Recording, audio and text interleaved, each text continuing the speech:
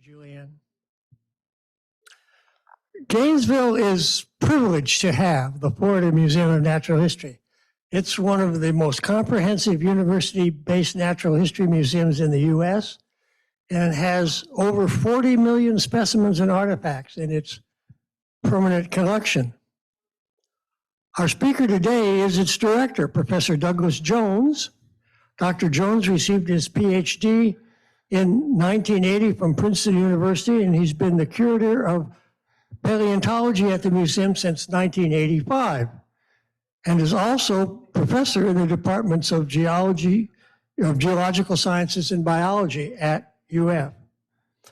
Dr. Jones has authored over 150 scientific and technical papers and edited several books, including, most recently, The Geology of Florida.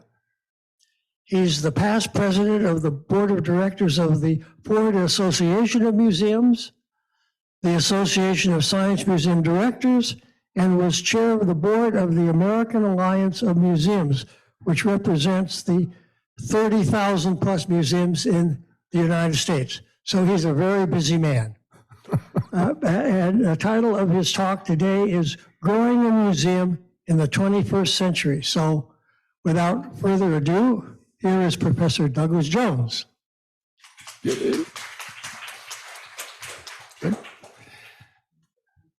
Okay, well, thank you. Very busy, but still not busy enough that I can't take out the garbage and mow the lawn and all the rest. So you almost made me sound superhuman, which I certainly am not, John.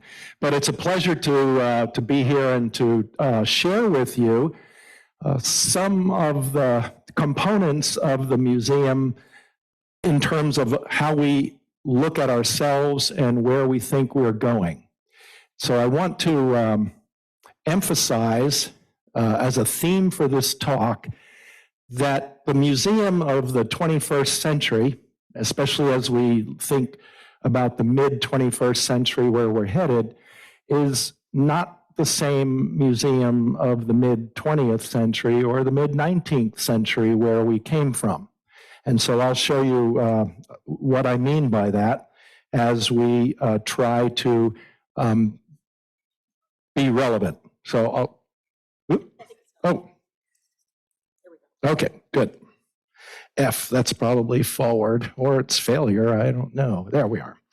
Okay, so I think most of you have been to the Florida Museum of Natural History on the campus. This is our Education and Exhibition Center over at the UF Cultural Plaza.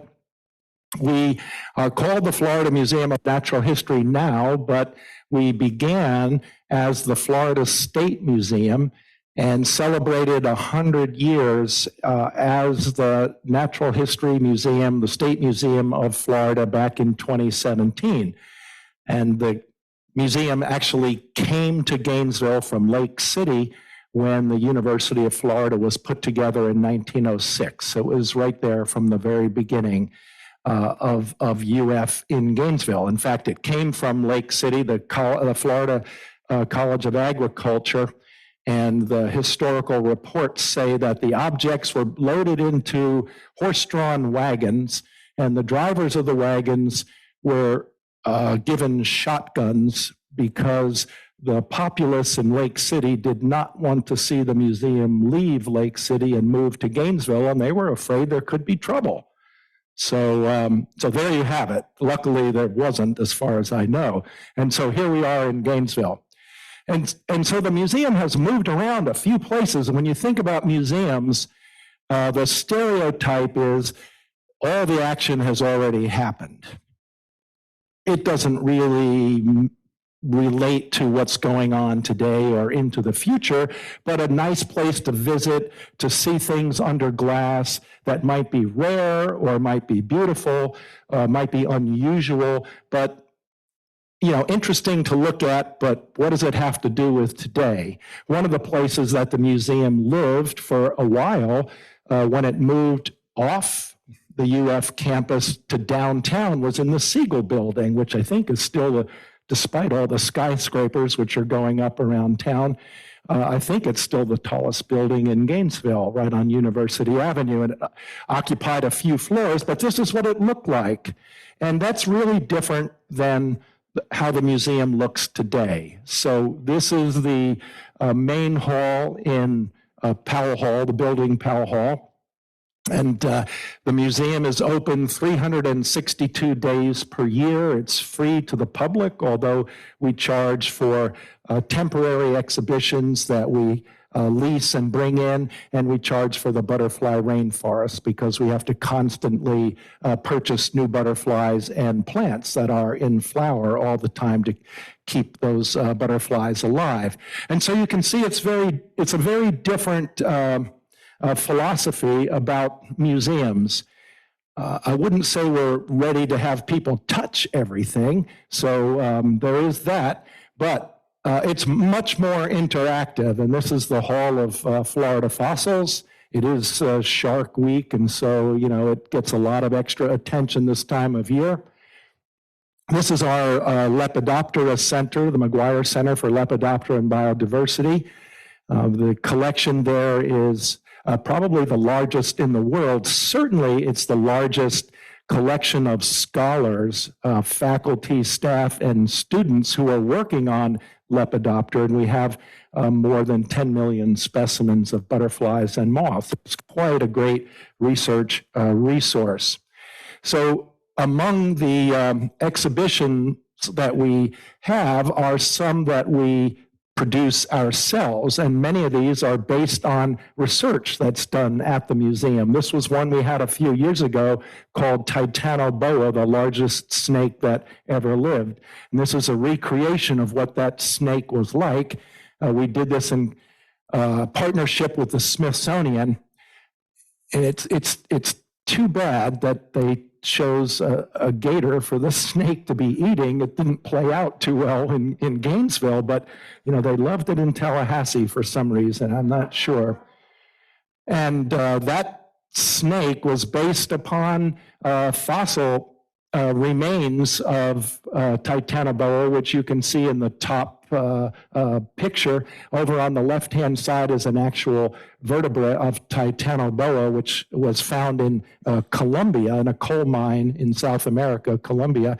And then to the right for scale is the similar vertebra from a 20-foot anaconda for comparison. So that big snake was probably 50 feet long and would just barely fit through a door. So it was a huge creature, and we're probably glad that it's not around today to scare us. Well, this is another exhibit that we did recently or a few years ago called First Colony, Our Spanish Origins.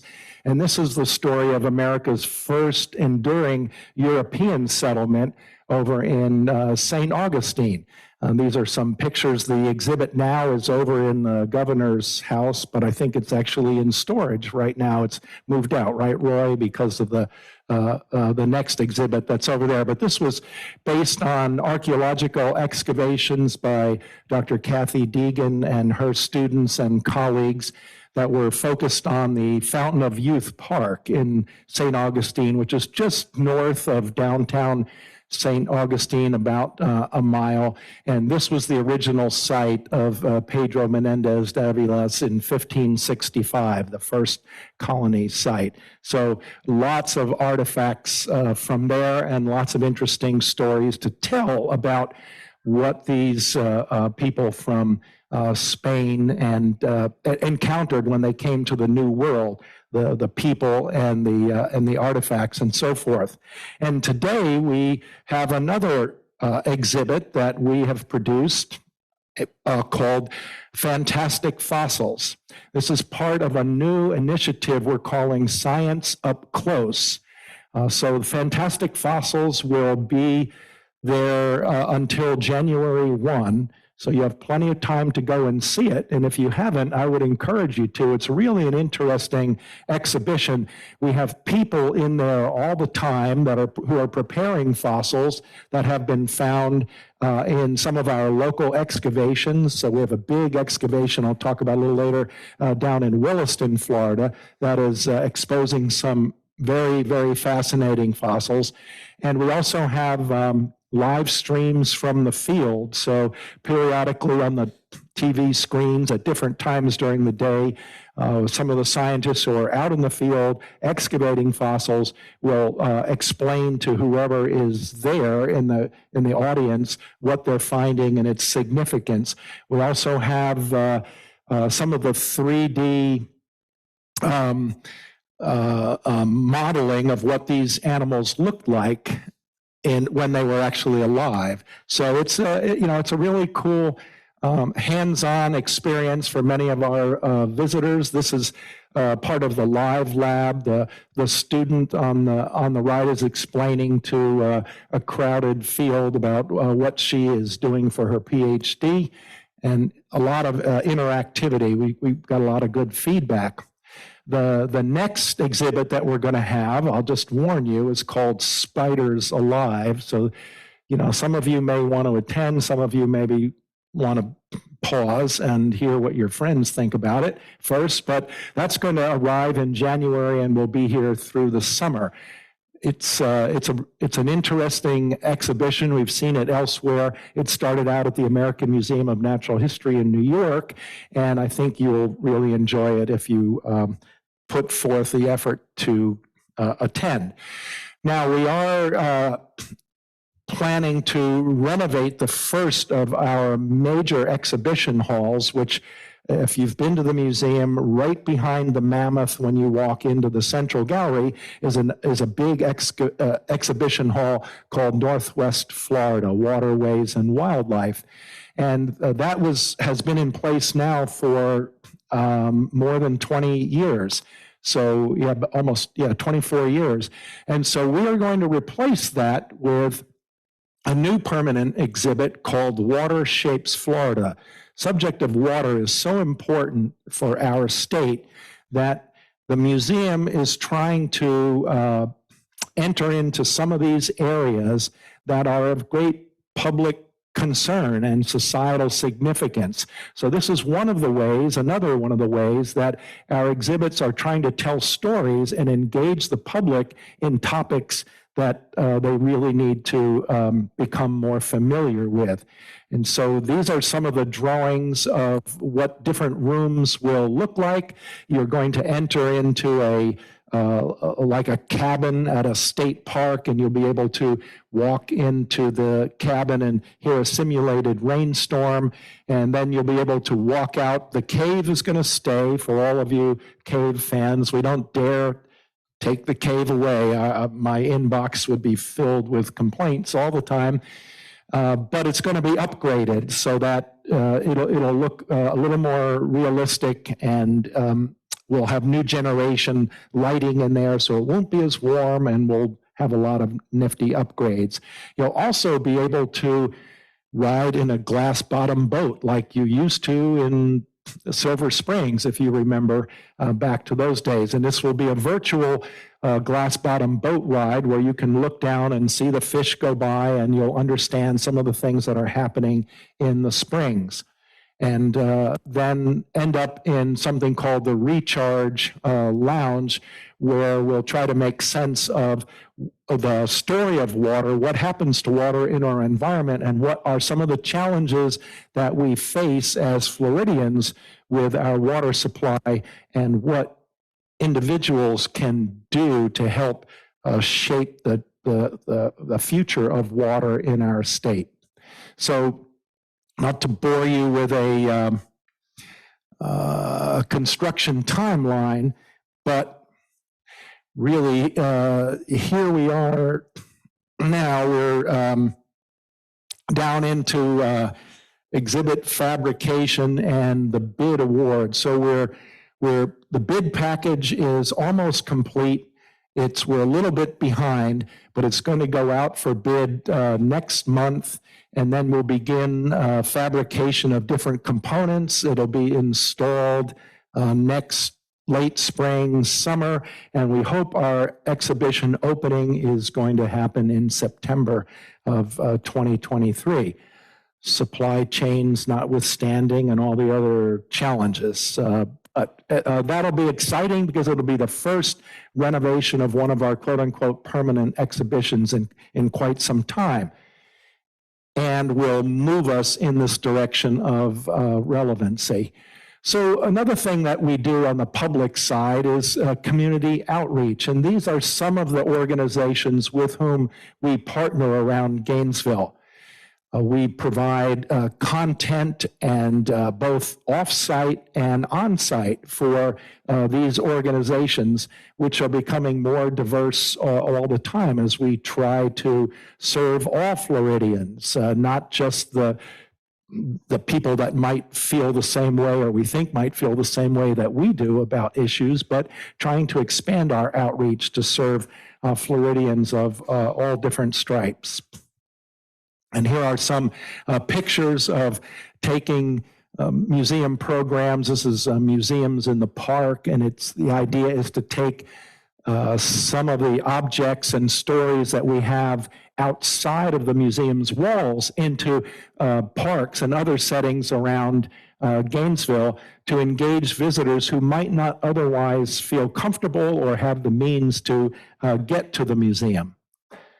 And there's usually a lot of enthusiasm, and what we find is that these youngsters will then bring their parents to the museum in subsequent visits and will turn on a family to some of the topics that we hope to cover.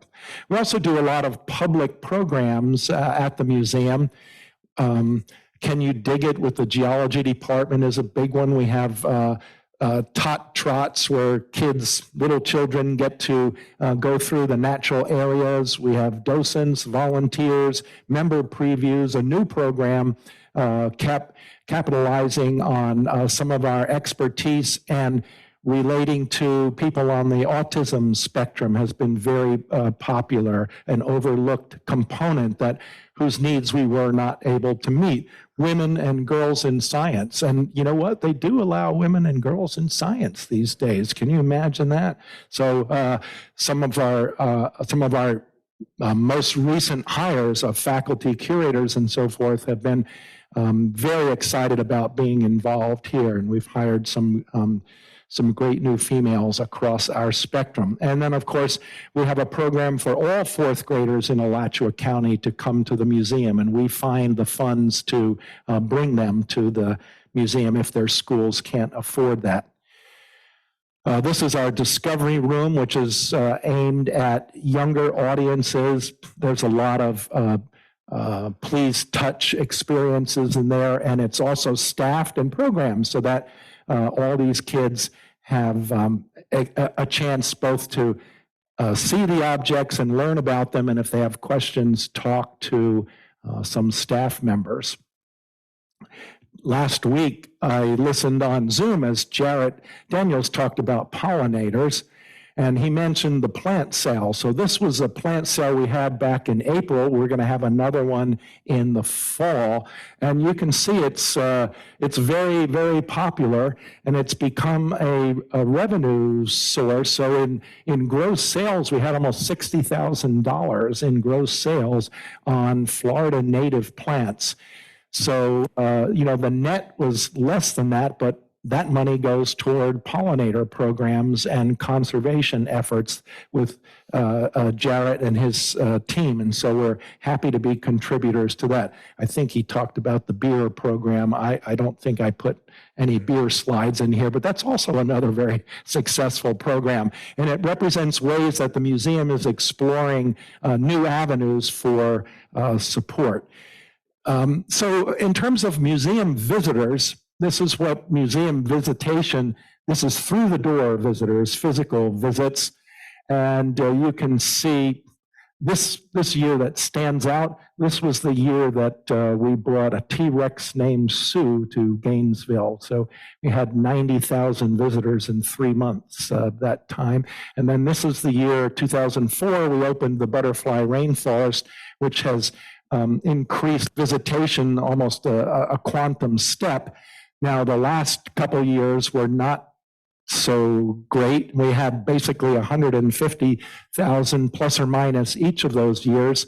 And this year, this slide is old because we've finished our fiscal year on June 30th. I didn't put in the new numbers, but we're up at about 205 this year. So May and June were very good. So we've really returned to pre-COVID levels in terms of visitation at the museum. Most people visit the museum virtually, though, and so this slide shows web page visits. These are web visits. This is the blue axis, if you will, over there. And so our web visits kind of declined for a while, but have picked back up so that we now have about 3.5 million web visitors per year. And the yellow is social media. So this has just continued to rise. This is the social media scale on this side. So we're approaching 300,000 visitors in social media. That's Facebook, Pinterest, Twitter, Instagram. None of the things that I do, so I can't tell you much about that. But it's really important these days. I'm just teasing. So I've talked mostly about the public side of the museum, but I'm fond of showing this slide because it's, to me, it's very fundamental about what a proper museum is like. Just like an iceberg, when you're traveling on a ship, what you see is the little part of the iceberg that is exposed above the waves. And hiding underneath and supporting that is the larger part of the iceberg, what we call the research and collections. And it's that enterprise, that research and collection enterprise, that the educators and exhibit makers interpret, that the public sees, and that's what they think of as the museum. Whereas most of the real work occurs down here below the waves, basically out of sight for most visitors. And a lot of that happens in this building. Now, it doesn't look like this because this road is completely torn up. They're putting giant pipes down here, and you can't actually get there from this side of the street.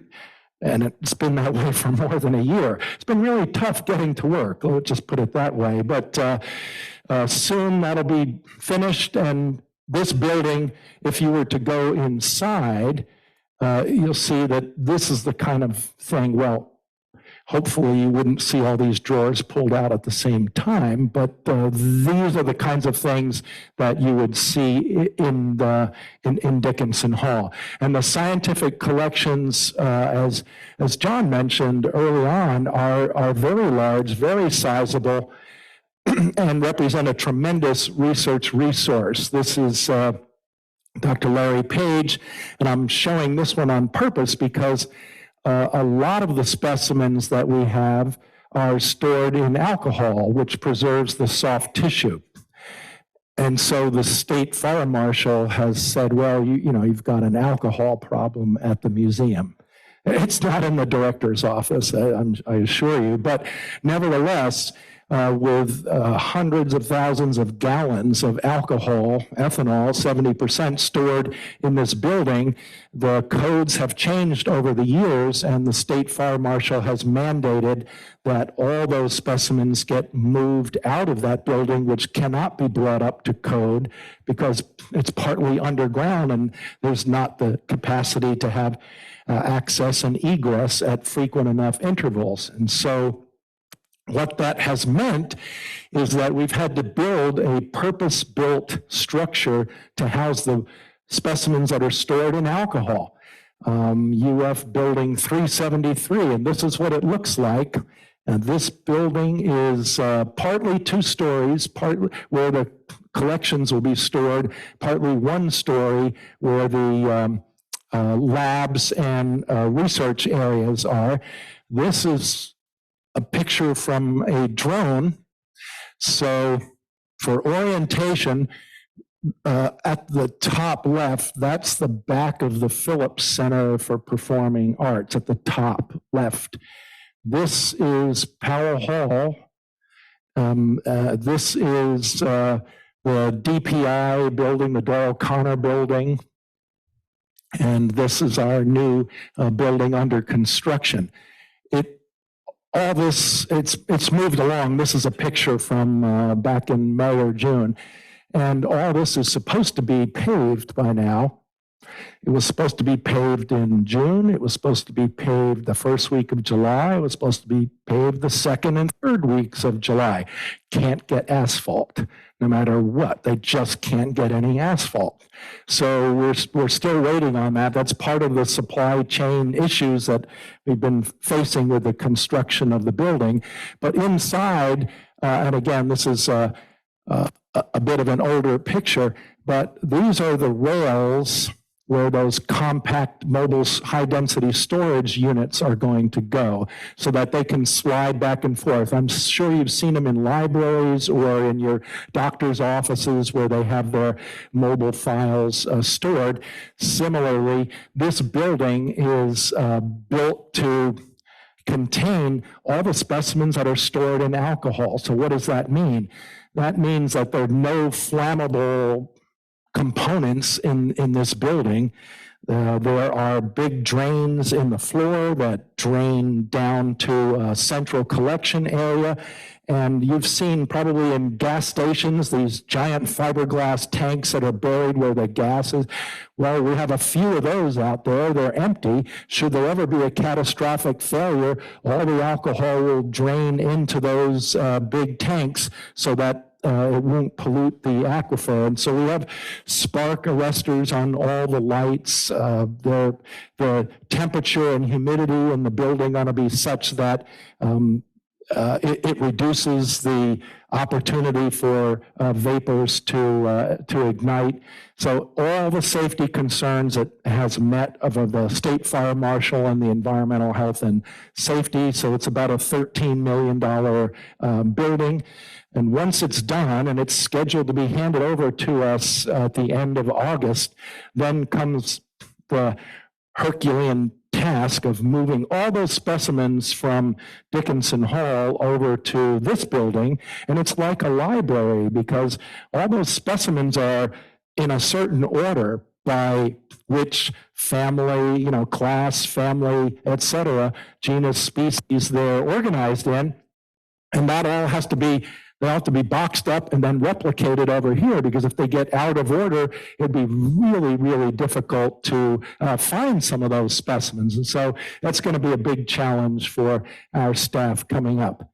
But this is what it will look like. A little fuzzy. Hopefully, maybe whoever took this picture was drinking some of the alcohol, I don't know, ahead of time. I hope not. And then this path leads to NATO, that Natural Area Teaching Lab, that way. So that connection is preserved. We also have a growing part of our collection are tissue collections, frozen tissue collections at liquid nitrogen temperatures. And they're in here. There are about 35,000 specimens of tissue that's stored there. I sign a loan agreement virtually every day for investigators around the world who want some of those tissues for DNA work. So it's a really important research resource. And as I mentioned before, this is a diagram that shows some of the main museums in, even around the world, but mostly in the United States. And so this is the National Museum of Natural History, the Smithsonian. This is the Museum of Natural History in London, Musée d'Histoire Naturelle in Paris. And there's the Florida Museum of Natural History with 40 million specimens. So it's pretty impressive that right here in your own backyard is one of the leading institutions for biological specimens. And I'm very proud of the fact that this museum is leading the National Science Foundation's effort to digitize the biological collections across the United States. So it's not the Smithsonian that was selected, it's not the Field Museum in Chicago or the American Museum in New York, but we won this competition. This is now $150 million over 15 years. About 50 million of that has come to the Museum of Natural History to lead this digitization effort. So we are the national hub for the collection, digitization, and integration. So ultimately, when all these collections are digitized and they're interoperable, you'll be able to sit in your stateroom here in Oak Hammock, and you'll be able to call up whatever species you're most interested in, plant, animal, fossil, and you'll be able to search all of the databases of all the museums in the U.S. and see which ones have specimens that you might want to borrow or look at or photograph or study, and this will move the science forward in a huge step. And so let me just, this is a video that we made, and hopefully it works.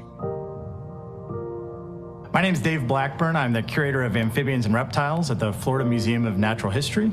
I'm a research scientist that studies the evolution of frogs. More so than ever, it is important now to tell the story of what used to be here and how things have changed.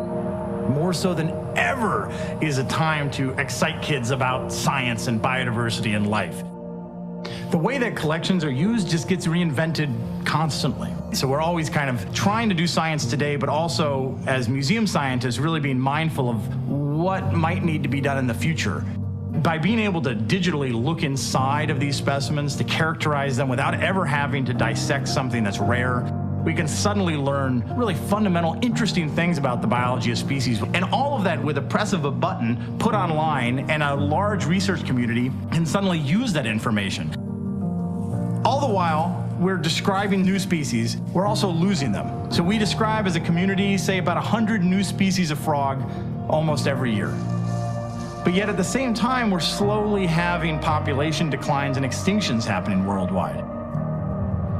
Museums can do now more so than really ever is to advocate for the changes that they're seeing. And I think we are poised now to do that better than ever, because unlocking our collections, the stories that we have here, we can suddenly have a global scope to our impact of our research, to excite people about biodiversity and science in general. And it's really what hopefully can help sway the tide to people caring about issues of conservation and biodiversity.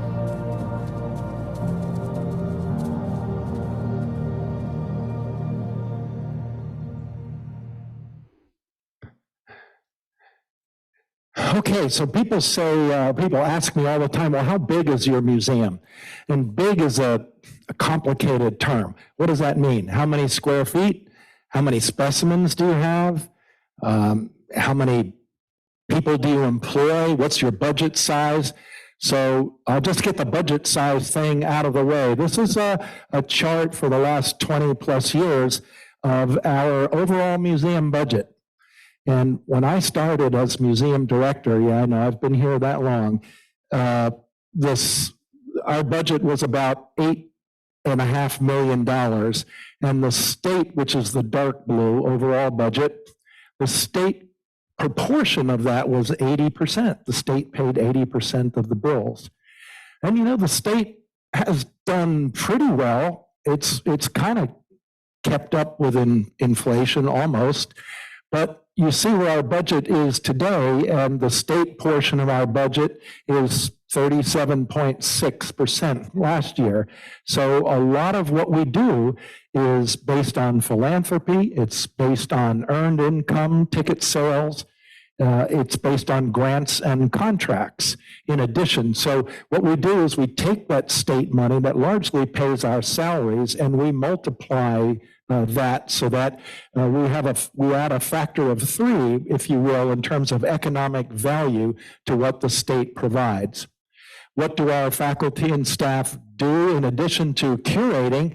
We have about 390 full and part-time employees. Last year, they taught 43 courses.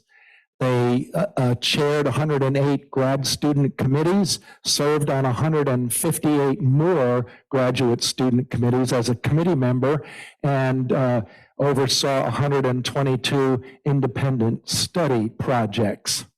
One of our stellar faculty members is Dr. Pam Soltis, who this last year was recognized as UF Teacher Scholar of the Year, which is widely regarded as one of the highest accolades that a University of Florida faculty member can achieve. She's also a member of the National Academy of Science, a prolific researcher, and a wonderful human being. Our collection and research activities. So last year we had 543 scientific visitors to the collection. We made 243 loans of over 27,000 specimens. So that's specimens being either picked up or put in the mail to researchers around the world. And we have cataloged about 130, almost 140,000 new specimens into the collection. 62 new federal grants and contracts last year worth about $12 million. So we're doing real well. And we also, of course, contribute to the creation of new knowledge. So last year, our 29 curators had about 220 professional publications, peer-reviewed publications, books, monographs, and journal articles in scientific and technical journals. I won't dwell too much on this, but I think that your speaker last week, Jared Daniels, didn't really blow his own horn enough because he is quite a stellar curator himself and has been very, very important in terms of bringing some species back from the brink of extinction, like the Miami blue. And there's Jared. There were fewer than 20 of these animals left in the wild. In fact, the U.S. Fish and Wildlife said they're extinct until somebody, a woman in the Keys, found some in her backyard and called up, and we said, no, they're extinct. Take a picture. She took a picture, and darn if they were still around. So they've raised more than 20,000 of these butterflies since then and have released them back into the Everglades and Bahia Honda and other places. They get support from Disney Conservation Fund. These are other species that Jared and his team around the nation are working on. We also have conservation efforts in the sea. This is the small-tooth sawfish. That was the only one that during this period that was not tagged and seen and captured in Florida. This species used to extend from here all the way around the Gulf, all the way up to the New York Bight.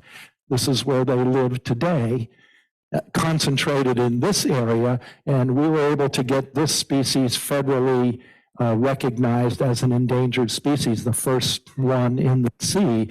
And so I think largely that's going to make sure that this species is around for your grandchildren to see. This is the guy who is largely responsible for that. George Burgess, who's just retired, used to keep our international shark attack file, which is a clearinghouse for any time a shark bites a human around the world. This is the clearinghouse for that information right here in Gainesville.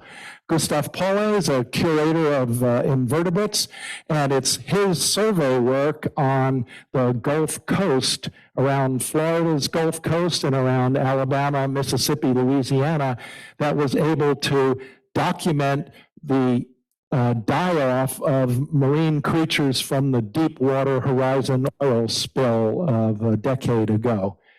We also are intimately concerned with the proliferation of Burmese pythons in the Everglades and elsewhere. These are some of the largest ones that have been collected and skinned out. They're about 18 feet long.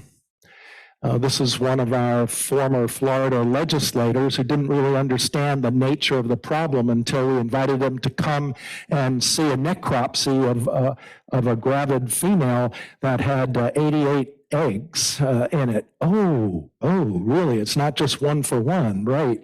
Okay. And so all of a sudden, our elected officials had a new understanding of the magnitude of that problem. And then we have excavations continuing over in Williston at our Brunt, Mont Brook fossil site. So this is a very promising fossil that's still in the ground over there. I have Gomphothere with a question mark because it might be a Gomphothere. This is, you can see, this is the foot, and then it goes up into the leg area, and there's even a string of vertebrae. We're not sure if it's a Gomphothere or if it's a mastodon, but either way we can't lose. If it's a mastodon, it's the oldest mastodon that's ever been found. If it's a Gomphothere and the skeleton is fairly complete, that's a win too, because there are no complete or even close to complete skeletons of a Gomphothere. Gomphothere is, you probably all know what a mastodon is. Gomphothere are a little less familiar, but those are the shovel tuskers. So the tusks aren't cylindrical, but they're shaped like this, and they would literally dig vegetation out of the swamp. So that's going to be an exciting find. That's going to be after the summer heat is passed and they get back out there in the fall. We're going to uncover that. And then there's, of course, a rhino that's nearby, and that's what those rhinoceros teeth look like up close. And this is, he's not asleep. This is for scale, I'm told anyway. But yeah, here are the phalange and the leg bones you can see going all the way up. And then there are the beginnings of the vertebral column. So this could be a really exciting find with this extinct relative of elephants. And most people are just amazed that we had things like rhinos and elephants and lions and camels and many species of horses living in Florida in the past. So very dynamic state. Then the last thing I wanted to mention is one of the more recent initiatives at the museum, the Thompson Earth Systems Institute. And Bruce McFadden is currently the director. So what are Earth systems? The atmosphere, air, the hydrosphere, water, land, the geosphere, and life, the biosphere. And through a generous donation by some UF alums who said, people just don't get it. Floridians just don't get it, that all of these Earth systems are connected to one another. And when you perturb the composition of the atmosphere, you're going to potentially heat up the planet. And then that's going to melt the ice at the poles. It's going to, sea level is going to rise. That's going to affect the aquifers, the coastal aquifers. It's going to affect the beaches, and we're going to have erosion along our coastlines. So it affects the geosphere, and these climate changes already we can see have affected our biosphere, in that we have a lot of non-native species coming into our state and making a home here where they really aren't welcome in most cases. So getting the word out about this is the mission of the Thompson Earth Systems Institute. We used to argue, is climate change a real thing? Well, I don't think most people don't really want to argue about that anymore. You have to be have your head in the sand not to see what's going on. I have a friend who lives in one of the apartment buildings down here, who was going to get his car to go to work in the morning, and it was one of these king tides. So he went down, and he said, I always wear boots because often the parking garage is flooded. he said right by his car, out of one of the storm drains, an octopus came up out of the storm drain and was swimming around in the, in the parking garage.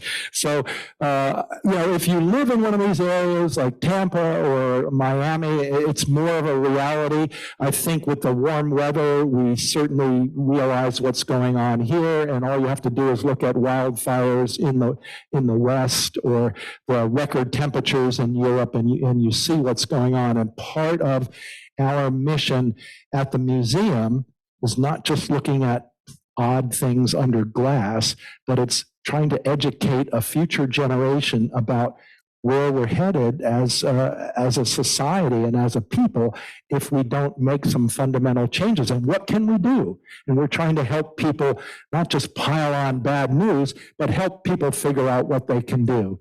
So this is a diagram of some of the recent upcoming construction projects that are proposed for the UF Cultural Plaza. And so this is where our building that I showed you before, where the wet collections are going to be stored, is, back here. And this is the Phillips Center for Performing Arts, and they're talking about an addition to the front of the Phillips Center to increase the lobby space and redefine how that might look. Many of you have probably read about the fabulous collection of Florida art, the Vickers collection that the Harn Museum has acquired, and they have committed to an addition in the front of the Harn. I don't want to say that this is exactly what it's going to look like, but this is a diagram that the university has provided, and we are proposing a new addition to the front of Powell Hall that is also going to be home to our Thompson Earth Systems Institute. And so we're pretty close. The project is of this size. We have raised our private support, and we're hoping that the state is going to come through with a match. These are some of the spaces that are going to be included there, and this is going to help us to meet the needs of the future going forward. And so I'll just end with, I hope, a pretty picture, and I hope I've given you some inspiration as to what's in store for the museum and what a 21st century museum here in Gainesville looks like. So thank you for your attention. Thank you, Dr. Jones. We have questions, comments?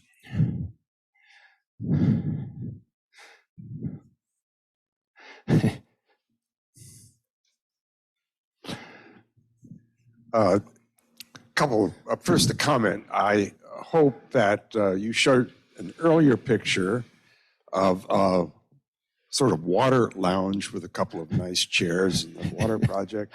Have you thought of making it a bourbon and water lounge?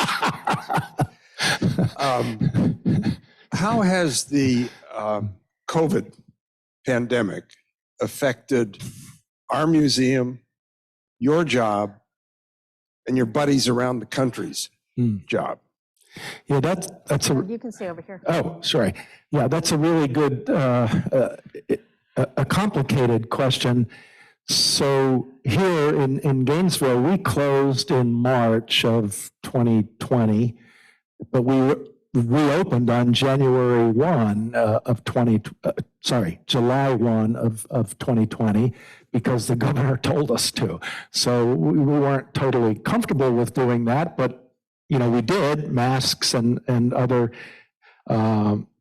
protections in place.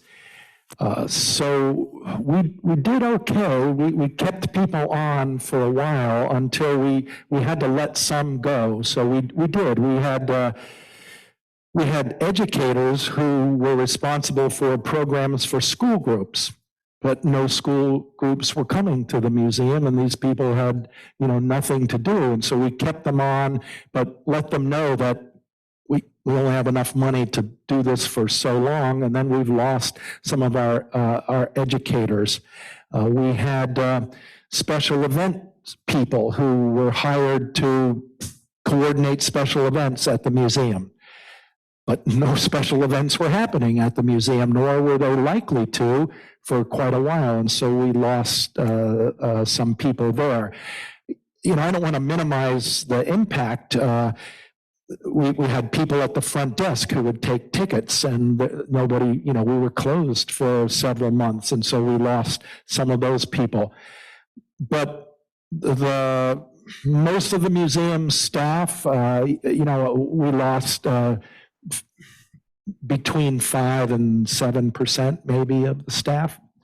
And we, you know, when I hear what happened at other places, we came through it relatively unscathed. I mean, we're back up now, and I've been a member of a lot of different organizations, the Association of Science and Technology Centers, AAM, American Alliance of Museums. And so we would have these calls at least once a month. People would share what's going on, and many were closed for years, and they've lost, you know, a lot of people. So we came through relatively unscathed. And then outside of our museum, it's been an entire spectrum. So I don't know of any. Well, I do know of some museums that have just closed because they're reliant on earned income. You know, it was people paying an admission to come in, and those are the ones that suffered, you know, the most. Thank goodness for that state support that we had, and for some of those continuing grants where scientists could still work on from remotely. They could work on their research projects, and it still paid the bills for a while. So, yeah. Julie, do you want to take the Sure. Zoom? Sure, Phyllis, go ahead. Dr. Jones, I just wanted to thank you personally for your leadership and dedication to this museum. I'm so very proud of Florida's Natural History Museum, with which I've been involved at one level or another for the 32 years I've lived in Alachua County. This is, we all can be so very proud to have the 4th or 5th largest collection in the world, and to do it handle it so well in a very compact space. And I'm talking here about Dickinson Hall. I also want to put it. Thank you, Phyllis. Okay. I also want to put in a plug for the fall ILR program on paleontology. I will discuss the science of paleontology, and probably more interesting to the audience, what the paleontologists at Florida Museum do. And I think we've put together a good program, and thank you very much for the opportunity to make that plug. Thanks, Phyllis. Hey, hi, Doug. I wanted to know what your plans were for all the liberated space in Dickinson. Spoken like a true administrator there, Jane. Thank you. Yes, so we have, well, in addition to Dickinson Hall and Powell Hall, we lease about 8 warehouses in Gainesville, and most of which are climate controlled, and it's a big expense. But I'm reluctant to bring any of that material back into Dickinson Hall since it's doing pretty well, where it is. So I think that what we're going to do is provide, we're going to move collections around, and that will give us in Dickinson probably another 20 years of growth potential in that building.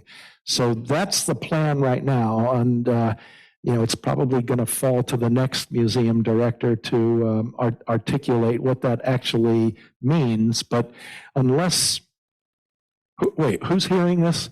Well, unless Tiger Hall swoops in and tells us they're going to take over that space and put some other program in there, which, as you know, can always happen. I'm trying to, forestall that, because most of those collections that are in alcohol are stored on compactors, and we're not going to move those compactors. They're old, and we're putting new ones over in the new building. So I think we're going to just reposition some of our collections. And, you know, you've been in those spaces. They're not very capacious. They're not really nice for students or anything. So I think there's limited other things they can do with that space, but it'll give us growth for a couple of decades, I'm hoping there. And a nice thing about it is many of you probably, some of you will remember back when we used to have open houses at Dickinson Hall.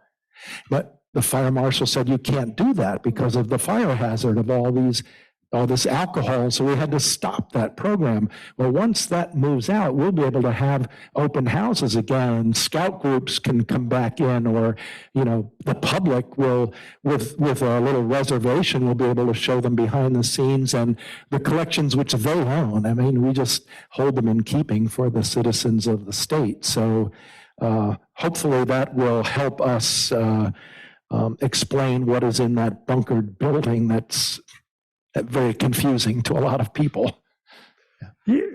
Yeah. Yeah, that will be wonderful. Going to Dickinson Hall brings you a whole new perspective. Yeah. I do have another question here on chat, and you may have answered. It says, which local water resource organizations are you working with for the new water exhibit? Yeah, we've had quite a bit of stakeholder input. We've had Bob Knight and the Florida Springs Institute. We've had the UF Water Institute. We've had representatives from the St. John's and Suwannee River Water Management districts. We've had people from GRU. We've had school teachers and science teachers. We've had hydrologists from the UF Department of Geology and from the Florida Geological Survey. So I think we've involved a lot of different constituents in the design of the exhibit, and I'm hoping it's going to be really popular and meet the needs of our community. It's a good question. Any other questions here? It's a good question, because a lot of that happens outside of public view. You know, we try to do our homework there. Mm-hmm. Yeah. Other questions? All right. Well, I'll just say thank you very much. It's been really nice to see some old friends again. Yeah. And next week, come back to hear about the dinosaur and how the age of the dinosaur ends. So we hope to see you here same time next week. And thanks again, Dr. Jones.